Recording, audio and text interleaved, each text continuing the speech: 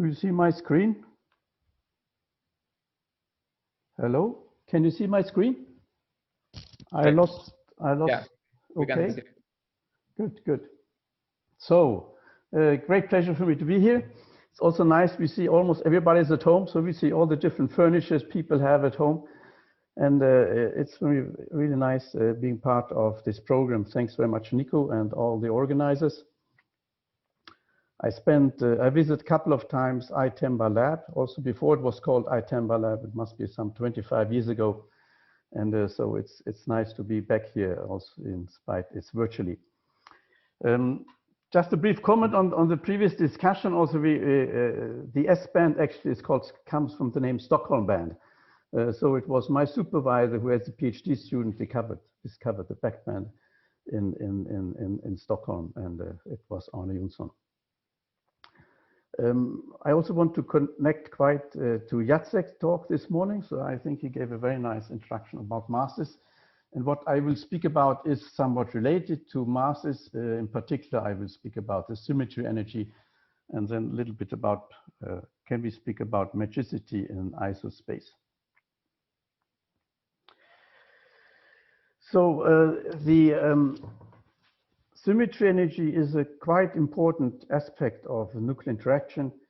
And this is from a review paper by Steiner et al., where they discuss a little bit what properties in nuclei are strongly affected by the isospin dependence of the strong interaction. And for example, I won't go through the entire slide, but you see, for example, the masses, of course, but also the neutron skin thickness, the isovector giant dipole resonances, fission. They have heavy ion flow when it comes to reactions, nuclei far from stability, of course. Rare isotope beams try to explore the limits, and we'll see. So there are many effects that are in nuclei that are related to isospin symmetry and to the nuclear symmetry energy term. So this is why I want to particularly focus on this and go back to some work that we did some years ago. So let's start with the paper by Heisenberg from 1932, where he in principle claimed that the neutron and the proton are, you could call them, identical particles, and he introduced the difference between them with the concept of isospin. And one reason, of course, that the mass of them is more or less the same, it's very close to each other. There's a small difference, the proton and the neutron. And it was quite courageous, one could say, of him to introduce that concept at that time, because the neutron was just recently discovered. And this means then that we can present the nuclear in a general wave function as a mixture of spin up and spin down, as I've written here. And then, of course, the proton and the neutron are considered to be eigenstates in that basis. And we can have formal basis states in tau z. And of course, how you label this depends on the convention here. Written as a proton as a spin up state and the neutron as a spin down. And sometimes you have the opposite convention, that you have the proton spin down and the neutron spin up. And the basis state is then tau z. So it's a total isospin and the direction along a third axis. So this, evidently, this is now forming the same mathematics, or you could say the same algebra as a normal spin, but it's, of course, now in isospace. It's not in the spin space, but in the isospin space. But the mathematics are more or less the same. This means also, of course, we can rotate like we do in spin. We can rotate the proton and the neutron. For example, if we apply this rotation around the x-axis in isospace, the proton becomes into neutron. And there's a phase, which I've written, there will be a phase factor also, which I've not taken into account. And of course, a very important observation related to that also comes back to the Heisenberg formulation, is that the nuclear strong interaction is invariant under rotations in isospin. You also could say it's isospin charge independent. So isospin is conserved by the strong force. This is, of course, an extremely important property of the nuclear interaction. At the same time, of course, we know that the electromagnetic forces, the Coulomb force, does violate isospin. Similar also, the weak interaction does not. But we know that the strong force, the nuclear force, is invariant with respect to changes or rotations in isospin space. We then move on to two-nucleon system. We can have an isospin triplet state, so we can have two protons coupled to spin 1 in isospace, and they have, of course, spin 0 in the real space or in the spin space. If we rotate the system with its Rx operator, we come to a deuteron, where you have, again, it's now the tau z, the projection of isospin along the third axis is 0. And then we rotate, can again rotate the system, and then we get the two-neutron system. And this is the isotriplet, where we know that the total spin in real space is 0 for all three places. So we have a tau z1, tau z0, and tau z minus 1 system. And we can, of course, form the singlet space, this isosinglet, and where now the spin of the system will be 1, but it's anti-symmetric with exchange in isospin. And this is, in nature, we know that it's the isosinglet that is lower in energy. The deuteron has spin 1, but has isospin 0. And we know hence that there is something in the nuclear interaction that favors the T0 pairs compared to the T1 pairs, which is, you could say, a fundamental property of nuclei. And phenomenologically, you can write this as a certain strength. You have a certain strength and an operator tau tau that now will depend on this particular space of the two bodies, whether it's in this isosinglet or isotriplet phase. So this, of course, is somewhat related to the symmetry energy, and gives in principle rise to the symmetry energy in nuclei. If you have standard textbooks, and that has been very nicely now demonstrated also by Jacek in his talk this morning, is that we have a symmetry energy, and normally we call there is a kinetic part and there's a part of the interaction, where the interaction is just what I showed you before. So this is the interaction, it's a strength tau tau, and this gives rise to an interaction part, and part is always called there is part coming from the kinetic energy. We also know that the ground state in nuclei always minimizes isospin. So normally the only exception actually are odd nuclei, n equals z nuclei, where we find some states that T1 state is lower in energy than the T0 state, and this due to some particular reasons, which I will not discuss in here. And the isospin projection, on the other hand, is always aligned. So if there's a if a nucleus has T2 in its ground state, the tau z is also 2. And this is then the T, of course, is reflected in the Bethe-Weizsäcker mass formula by n minus z T squared. If you take a very nice mass formula, which is Duflo-Sucre has been given in 1995, which has a very low average of root mean square deviation. It's a combination, you could say, a phenomenological model where you also enter some, let's say, shell model ingredients. And there's a symmetry energy is given with a linear term also. So it's not T squared, it's TT plus 1, which follows natural from shell model calculations. And to describe nuclei correctly has a volume term and a surface term in the nuclear symmetry energy. And here are the values given from that paper. Now, when we discuss in textbook the symmetry energy, I don't want to go into details. It's always said there is a Fermi gas model, and from the Fermi gas model you can make some derivations, and from this derivation you end up at the symmetry energy. And but the questions you can raise, and I also as a student always ask myself, why do we suddenly use a Fermi gas approximation to discuss the kinetic part of the symmetry energy? Where does it really come from? How is this connected to the potential?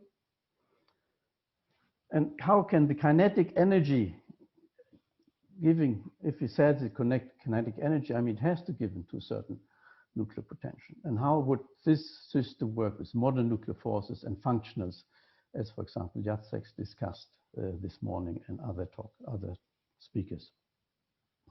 So what we want to introduce a much more simple and general approach that also can connect to modern functionals.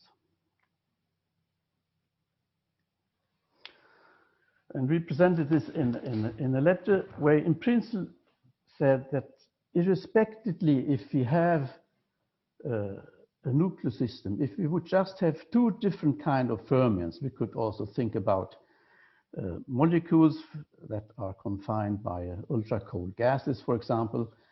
As soon as we have two fermions, we will have a symmetry energy, just because of the level spacing. So if we have a bifermionic system, it means that fermions can't occupy the same level. So it means there is a discreteness of the levels, and this will immediately result in a symmetry energy. So this is what we have depicted here, that there will be a symmetry energy, which is the average level spacing times the difference in protons and neutrons. Sorry, I'm jumping ahead here. So there is always a term present in any system. So irrespective, it has nothing to do with nuclei, not related to any nuclear interaction or nuclear force. A symmetry term exists as a consequence that there are two different kinds of fermions. In nuclei, we can actually very nicely estimate this average level spacing. And there's average levitation, there are different models around, but normally you say it ranges, it's around between these two values. And this then gives rise to one part of the symmetry energy. The other part comes, as I showed before, from the nuclear interaction. Nuclear interaction favors certain states within isospin, and this gives then rise to another force. So we have two terms now entering the symmetry energy. One is the level spacing, the average level spacing, and one is responsible of the nuclear interaction. And if we calculate now, for example, by Skyrme HF-BCS, we will get a term that is the symmetry energy is the level spacing plus the strength times t squared. And if we take into account the Fock term, that means the exchange term of the nuclear interaction, we also get a linear term. You see, it's not really t plus 1, since there is no exchange term for the average level spacing. The exchange term arises only from the nuclear interaction. So this is a kind of, you could say, very, very simple model, and you can also see this in this schematic picture. If that you have now proton neutrons, but this could be any fermion, could be some gas that is confined to potential. The levels are discrete. And of course, if you lift two nucleons from this state into this state, the average level spacing here is a difference in energy between the two states. And you may wonder what kind of T is this, so this is something you can think about and maybe give later inflections. So what if this is a T2 state, what kind of T are we moving here if we move these two protons into this 2 neutron state? So we see it from such a very simple picture. We see this a part of the symmetry is just the average level spacing. The potential will have an average level spacing, and so we can calculate this. So we can now look at excitations in isospace. For example, if I take chromium-48, the T0 states is giving in. And now excite 2 protons and put them into these neutron orbits. I move into the 2 state of 48 titanium, and then I come to 48 chromium and to 48 argon and so on in doing this kind of excitation. And we now can calculate this actually, for example, by the cranking mechanism. We can also just calculate the ground state of these 2 nuclei to see the energy difference. We employed this cranking to look at this and to get a feeling of what is the average level spacing between nuclei. Because depending on the function we use, it will of course be different. and also depending on the strengths. Depending, I mean, as Jacek mentioned, we know this, there are many, many different Skyrme forces around, there are many ways to calculate the nuclear potential, also relativistic mean field. So of course, the average level spacing will be different. But we want to connect this average level spacing to the specific potential or force that is used in nuclei. And then, of course, related to the symmetry energy. Do these states exist in nuclei? Of course they do. I mean, this is some old paper, for example, 64. So in specific nuclear reaction, you can populate this state. For example, if I go to oxygen 16, the ground state is here, and then quite highly excited, actually almost 22.9 MeV up. You have the T2 state given here, and similar if you have neon 20, there's a 0 plus state here, and sorry, it's when I touch the screen, it's moving faster than I want. You see the 0 plus 2, the isospin 2 state. So it's a little bit almost like a rotation band. We have the 0, T2, the T2, T4, T6, T8, so we can excite in isospin similar as we do in real spin. And of course, there will be a moment of inertia, and the moment of inertia is now not in real space, but is in isospace. And we can do these calculations. And this is what we're going to do in order to extract this average level spacing in nuclei. Now, in order to do this, we look first in the Skyrme HF calculations. And there now, to do this really appropriately, we divide the potential into an isoscalar part that is only depend on A, and one isovector part that is n z and minus z dependent and minus e dependent, in order to differentiate to the part of the functional that just gives a level spacing and the part of the function that corresponds to the nuclear interaction that favors one state with respect to the other. And when you can do this, you can then calculate the average level spacing as a function of mass. And then from this, you can then determine the kappa term by doing the calculations with the full functional, which is then just the rest. Noting here, of course, that there is no tau term in such a function, but the function depends on this isoscalar and isovector part. But you can extract an effective kappa from this way of doing. So when we do this kind of calculation, this is for 48, 68, and 88. So we now go up in isospin. We could think in coming back again to rotation. We could look just in like a rotation band. You see, of course, when the first state of T2 state, you start from a T0 state. The first excited state is T2. The next one is 4 and 6. And you see, of course, that big variations in the beginning because of the levels, of course, in a nucleus is not uniformly distributed. We know we have level bunchings, and we have sometimes levels which are very close depending on the shell structure.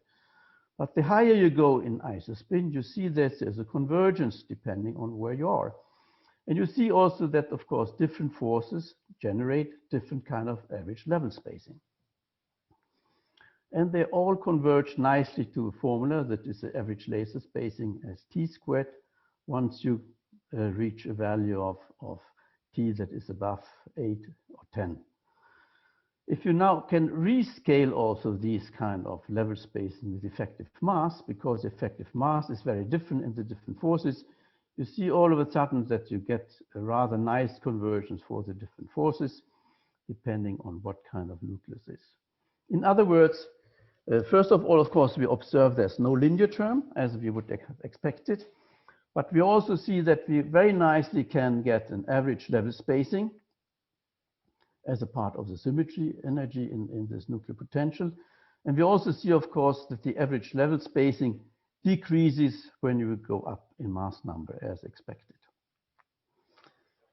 Interestingly, we could, of course, calculate the kinetic energy just in the same way as we do here for nuclei. See where the kinetic energy would give us a similar behavior as a function of n minus z.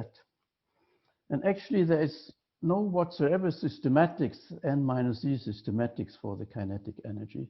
it really spreads out, and you could see that modern functionals or modern potential, the kinetic energy is not something that would give you a symmetry energy term or scales like an n-z term. It is more that for a simple model like the Fermi gas do this, but not real potential, nuclear potential. From this then, having extracted the average level spacing, we can now extract the kind of schematic kappa T square term. And similar as again, I mean, we see that after there's some fluctuations in the beginning, but as soon as we reach some higher value of T, like T10 or 12, we see that they all converge to a certain value.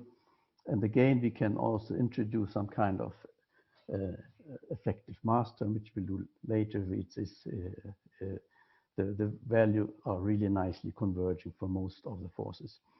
And you see that, as mentioned before, doing the really Hartree-Fock calculation, you see the exchange term that you get the best fit with the TT+1 term.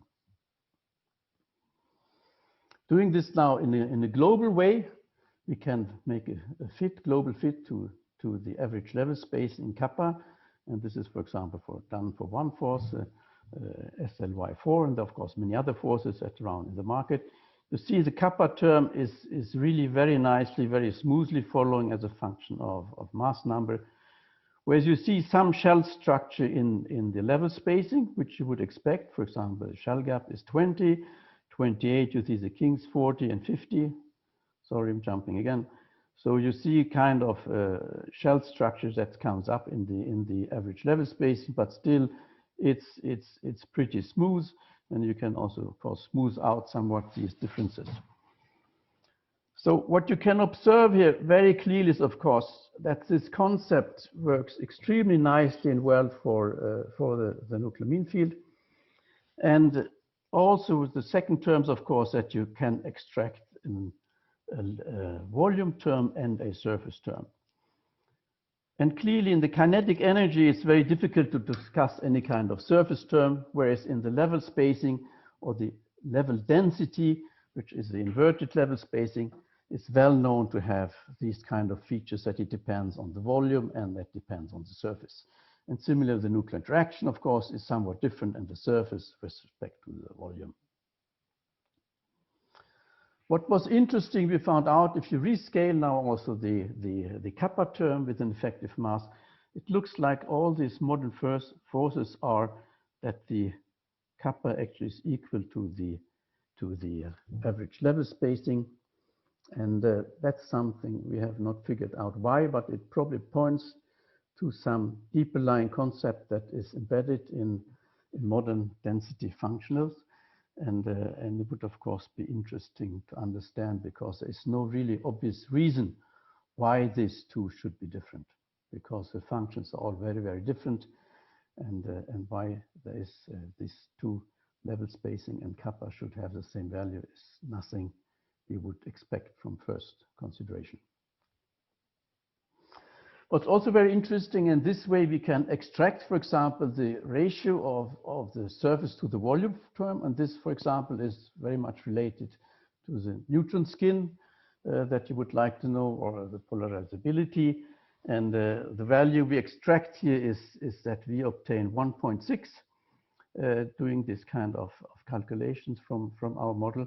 And these are very similar to the results obtained by Möller in his liquid drop, finite range liquid drop model. Other values exist, of course, but coming into from the Skyrme forces, they would give you this kind of value. And this, of course, quite interesting if you study different properties of nuclei up to nuclear stars, neutron crust, and so on. We tested now the same concept in the relativity mean field. And it has a similar way. It's, of course, very, very different from the Skyrme Hartree-Fock, but you can also divide the relative mean field in an isoscalar term and an isovector term. And then you can just do the same interaction as we do before. And what's, of course, nice in theory, you can, for example, take away the Coulomb interaction, as we also did in the Skyrme Hartree-Fock. I didn't mention that. So you can make take away the charge of the proton. Unfortunately, you can't do this in nature. but it's very easy to do this. And then you extract again the linear term, and we can look again at this kind of the symmetry energy, the volume and the surface ratio, which are so interesting for nuclear structure physics to extract. So we do just the way we start again without the isovector meson. We calculate the average level spacing without the meson. Then we include the vector meson in the calculation to extract the kappa term. And so we do also some calculation with pairing, which I will not go into this paper. And you see the picture very much resembles in the Skyrme HF-BCS. When we go up in isospin, we of course in the beginning in the average level spacing we see the clear shell structure, but then just a few values up in that we see this convergence. We again can rescale with the effective mass, and we use a different kind of forces, and you see they all converge to very similar values. We see of course the values change when you go up in mass, reflecting clearly that the average level spacing changes in nuclei with mass, again pointing that there is a volume and surface term as we expect. Then we can go back and also determine the kappa term, and we can look in for different masses. And what's interesting is now that of course we can compare to Skyrme HF-BCS, where we have an exchange term in the relativity mean field. There is no exchange term. Still, apparently, it looks like the relativity mean field yields a term that is probably at least TT plus 1 and most likely larger than 1 in the calculations. So you see when you do the FET, you get a more straight line if you increase this somewhat larger than 1. So we did then a fit of the total symmetry energy in relative mean field. And if we fit to T square, the average level spacing, it's quite nice. But at the end, the best fit we obtain for the symmetry average has this full linear term, TT plus 1, which is certainly surprising, given the fact that the relative mean field just is a function without an exchange term. But apparently, the kappa has a term that gives this larger effect, and could maybe be some resemblance to SU4, where we know that this would give rise to even larger term than 1. Anyhow, clearly the symmetry energy in the relative mean field behaves in this TT plus 1 term, and as we've shown previously, it has two components. One is the average level spacing, and one is the strength of the nuclear interaction in this kind of simple derivation that we have shown before. We can also compare now, for example, we take one of the four forces, the pK1 force from the mean field, and here obtain the symmetry energy, the volume term, and the surface term, and it's quite nicely to the Duflo-Zucker, and also agrees nicely with the Janicke formula. So it gives quite some insight into what would be the ratio, and also then relate to the neutron skin in, for example, lead and other nuclei that we would be interested in. So it looks very clearly that the concept of the energy, that we have these two terms, a level spacing and an average potential, that this is quite well established, or it's very nice to connect this picture to modern forces. And we have this, we can from this also determine the ratio between the volume and the surface term. And surprisingly, in the relative mean field, it's a nice linear term that shows up here. We can also calculate these T2 states in for example, doing this kind of calculations. And this comes back a little bit to the questions or the title I had. Can we speak about magicity in isospace? And you also saw this in the figure of the average level spacing. We clearly see the effect of shell closure. For example, when we go to, for example, 56, this is nickel 56, it raises here, or calcium 40. But still, giving the fact, for example, if you could compare 2 plus first excited, 2 plus states in real space when we rotate, I would say that the effect of metricity in isospace is very, very weak. And reason, of course, is that the excitation in isospin are very, very costly. They're very high in energy, and hence to discuss about metricity in isospace is, of course, much less established compared to real space due to this high excitation energy that we have present in isospin. So the conclusions I want to present here is, and if you want to write now your next nuclear textbook, you may want to reformulate it with what you write about the symmetry energy, that you could say it's a very general concept that will arise anytime you have two different kinds of fermions. And it gives a very consistent description in Skyrme HF or relativity mean field, whereas this kinetic energy in those models would not give any systematics as a function of n minus z. The ratio of the volume to surface term, or the surface to volume term, is 1.6, which is an interesting input to many different kinds of calculations. And the excitation energy in isospace are in general comparable to the shell gap. And hence the effect of shell gaps on isospin is much, much smaller than you would expect what is in real space. What would be interesting is, of course, can we also develop this further, look into temperature dependent? That's, of course, much interesting for people doing nuclear reactions.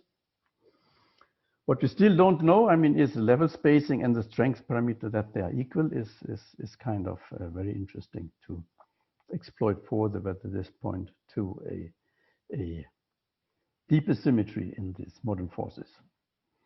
Before totally concluding, I can just show some picture of what we do in wintertime in Sweden. I had once a student from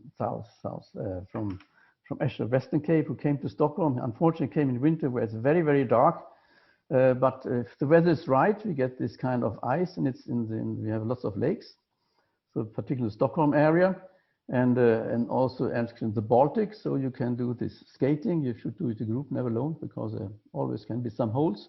You see, you're well equipped, so you have always some exchange with you, not exchange force, but exchange clothes. So if you have the unfortunate to the ice doesn't bear you, you have to can change your clothes, and you can help each other going out. So when the ice is above 3.2 centimeter, roughly 3.2, 3.3, it will bear you.